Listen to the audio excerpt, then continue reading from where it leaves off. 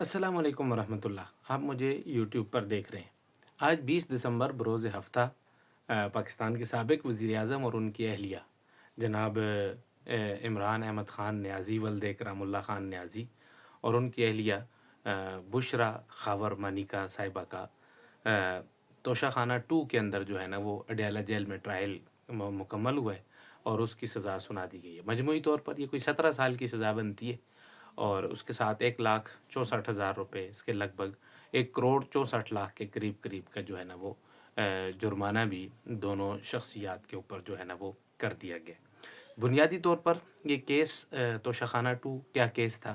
ये असल में उस ज्वेलरी का केस था जो कि 7 करोड़ से ज़्यादा की मालियत थी और उसकी झूठी मालियत लगवाई गई थी 58 लाख रुपया और उसमें से कुछ रकम जो है ना वो ख़ज़ाने में जमा करवा कर और फिर उसके बाद उसको हथिया लिया गया था और हथियाने के बाद उसको दुबई के अंदर फ़रोख्त कर दिया गया था।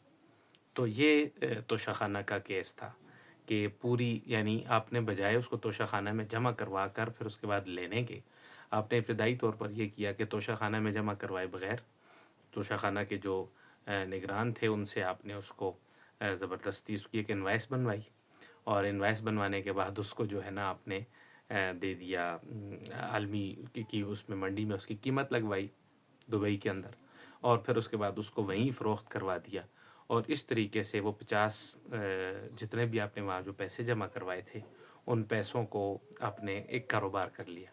ज़ाहिर है ये तो ख़ान साहब का मुमकिन है पुराना तरीका हो, इसलिए कि क्रिकेटर थे ना, तो क्रिकेटरों को तो बहुत तोहफ़े मिलते हैं। तो उन्होंने समझा जिस तरह क्रिकेटर जो है ना वो अपना तोहफ़ा बेच सकता है, तो हम बतौर वज़ीर-ए-आज़म भी तो मैं एक क्रिकेटर ही हूँ।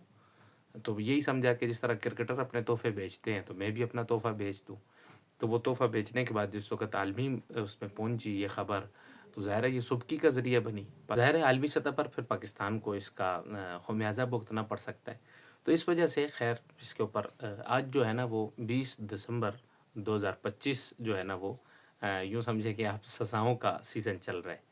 सज़ाएँ फ़ैज़ हमीद साहब सज़ा, महमूद रशीद साहब सज़ा, यास्मीन राशिद साहिबा सज़ा, उमर सरफ़राज़ चीमा सज़ा, इमरान ख़ान सज़ा, बुशरा साहिबा जो है ना वो सज़ा।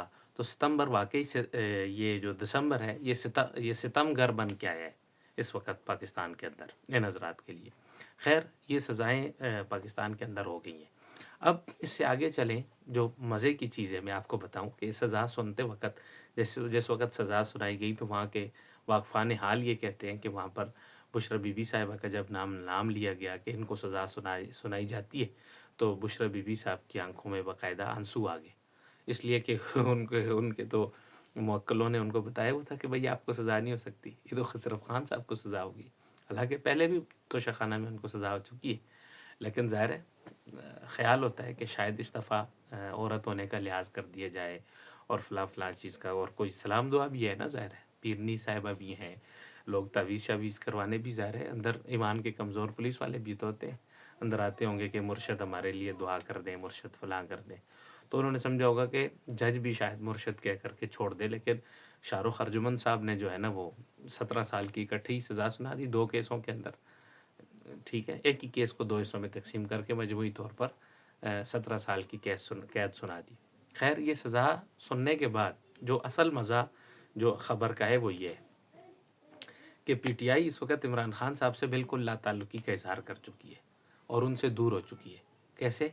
वो इस तरीके से कि सज़ा का वक़्त तकरीबन सुबह 11 बजे से लेकर अब शाम के यूँ समझ लें कि 5 बजने वाले हैं और सज़ा सुनाए जाने का इतना लंबा अरसा गुज़रने के बाद ये वो पाकिस्तान तहरीक-ए-इंसाफ़ है जो बात-बात पर रोडों पर आया करती थी।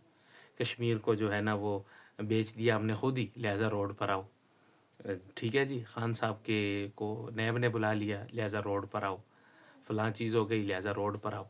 तो आज तो ख़ान साहब को 17 साल सज़ा सुना दी है, सिर्फ़ ख़ान साहब को नहीं, बल्कि उनकी अहलिया मोहतरमा को भी 17 साल की कैद सुनाई गई है। आज रोड पे क्यों नहीं आ रहे? इसलिए कि मजमूई तौर पर पाकिस्तान तहरीक-ए-इंसाफ़ इस वक़्त इमरान ख़ान से लाताल्लुकी दूर होने का जो है ना वो एक तरीका अपनाए हुए है।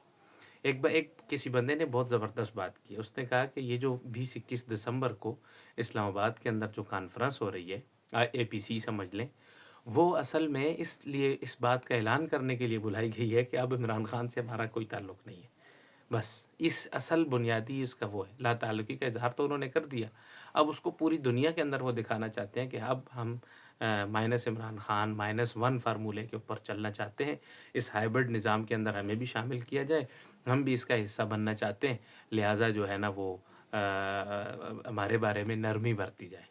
جن لوگوں کو آپ نے سزائیں سنا دی بس ہم سے ان سے ہمارا کوئی تعلق نہیں ہے، ہم جو ہے نا وہ پاکستان کے لیے آگے بڑھنا چاہتے ہیں، اس نظام کے ساتھ چلنا چاہتے ہیں۔